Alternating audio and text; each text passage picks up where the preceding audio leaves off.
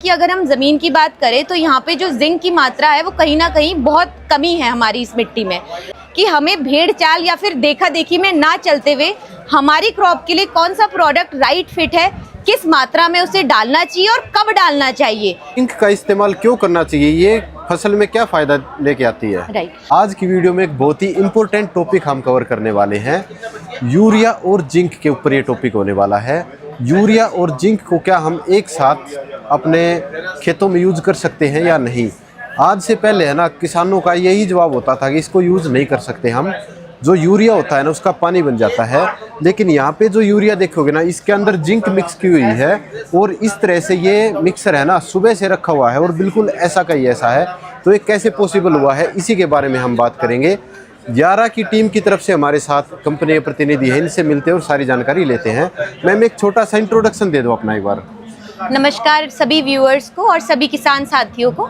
मेरा नाम अंजलि है और मैं यारा में as a marketing manager north कार्यरत हूँ और उसके साथ साथ मैं यारा के साथ पिछले 3 साल से जुड़ी हुई हूँ। ठीक है जी। तो ये जो आपने बताया कि ये मिक्सर है और इसमें जिंक भी ऐड की हुई है, तो कौन सी जिंक है और इसका पानी अब तक क्यों नहीं बना है, क्या रीजन है, इसके बारे में बताओ। तो जैसा कि अभी आपने अभी सभी किसान भाइयों को बताया कि हमने ये जिंक सुबह से रखी है, परंतु ये जो यूरिया और जिंक हमने मिलाई हुई है ये कल सुबह 8:30 बजे से ऐसे ही रखा हुआ है। कल से है ये? कल सुबह से है। और जैसे काफी सारे किसान भाई उनका क्वेश्चन भी आता है और ये कंफ्यूजन भी है कि ये पानी छोड़ देता है, परंतु हमारा जो जिंक है जिसके बारे में अभी हम चर्चा करेंगे ये है प्रोकोट जिंक, जो कि प्रोकोट टेक्नोलॉजी से बना हुआ है और ये सिर्फ यारा के पास इसका पेटेंट है कि वो ये प्रोकोट जिंक प्रोकोट टेक्नोलॉजी से बनाए और आप सभी किसानों को दे। तो पहले थोड़ी सी हम इसके बारे में चर्चा कर लेते हैं कि ये प्रोडक्ट क्या है। तो इस प्रोडक्ट का नाम है प्रोकोट जिंक, जिसमें कि जो जिंक है वो 39.5% है। दूसरी बात ये है कि ये फार्मास्यूटिकल ग्रेड का जिंक है और इसको मतलब ये बिल्कुल सेफ टू यूज है। आप अगर इसे खुद भी अगर फार्मर अगर लेता है, अगर खुद इसको फील एंड टच करता है तो ये एक ऑयल बेस्ड सस्पेंशन के जैसे है, यानी कि जैसे पेंट आपके लग जाता है, चिपक जाता है, उसी तरीके से ये एक फार्मर हमारे किसी भी ग्रेन्युलर खाद यानी कि जैसे यूरिया है, डीएपी है या कोई अन्य खाद के साथ मिला के इसका इस्तेमाल छिट्टे में कर सकता है।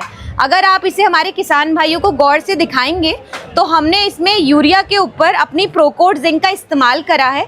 ये इसकी पिछले साल तक पैकिंग हमारी आती थी जो कि किसान भाइयों ने काफ़ी खरीदी भी है, परंतु इसमें कुछ क्योंकि ये निकल नहीं पाती थी अच्छे से और किसान भाइयों का थोड़ा सा नुकसान होता था। इस सबको मद्देनजर रखते हुए हमारी कंपनी ने इस बार इसकी जो पैकिंग है वो इस फॉर्म में कर दी है, जिसमें कि जो किसान है प्रॉपर तरीके से इसे निकाल भी सकते हैं और पूरी तरीके से इस जिंक का इस्तेमाल हो सकता है।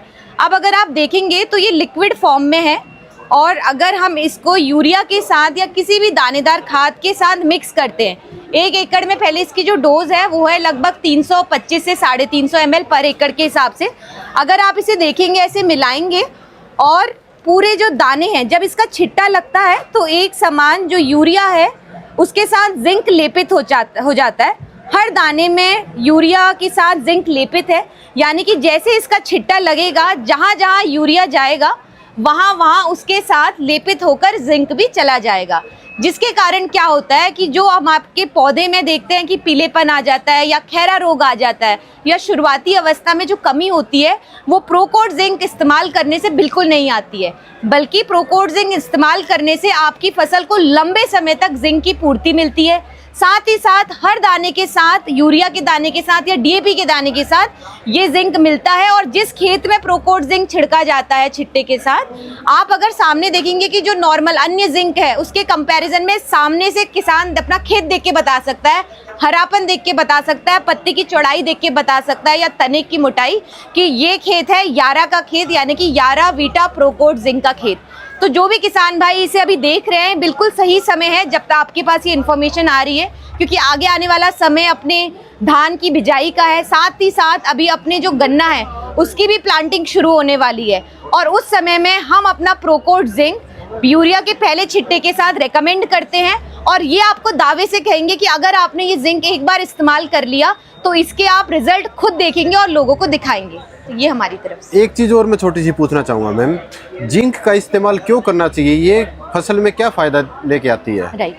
जी आपका सवाल बिल्कुल सही है। जो हमारे पंजाब हरियाणा की अगर हम ज़मीन की बात करें तो यहाँ पे जो जिंक की मात्रा है वो कहीं ना कहीं बहुत कमी है हमारी इस मिट्टी में, जिसके तहत क्या है कि किसान भाई आज और पिछले कई सालों से जो अपनी आप ये कह लीजिए पाउडरी जो जिंक होती है उसका इस्तेमाल करते आ रहे हैं, ताकि उनकी फसल में खैरा रोग ना आए, जो शुरुआती पीलापन आता है वो ना आए, साथ ही साथ बढ़वार उनकी कम ना हो। इस तरीके से किसान इसका इस्तेमाल करते हैं। परंतु किसान इस्तेमाल करते हुए ये भूल जाते हैं कि हमें भेड़ चाल या फिर देखा देखी में ना चलते हुए हमारी क्रॉप के लिए कौन सा प्रोडक्ट राइट फिट है, किस मात्रा में उसे डालना चाहिए और कब डालना चाहिए, जिससे कि उनको जो रिजल्ट है बम्पर रिजल्ट मिले, ना कि सिर्फ ये हो कि हमने अपनी मन की शांति के लिए ये प्रोडक्ट इस्तेमाल कर लिया। इसीलिए thank you so much ma'am इतनी अच्छी जानकारी देने के लिए। Thank you.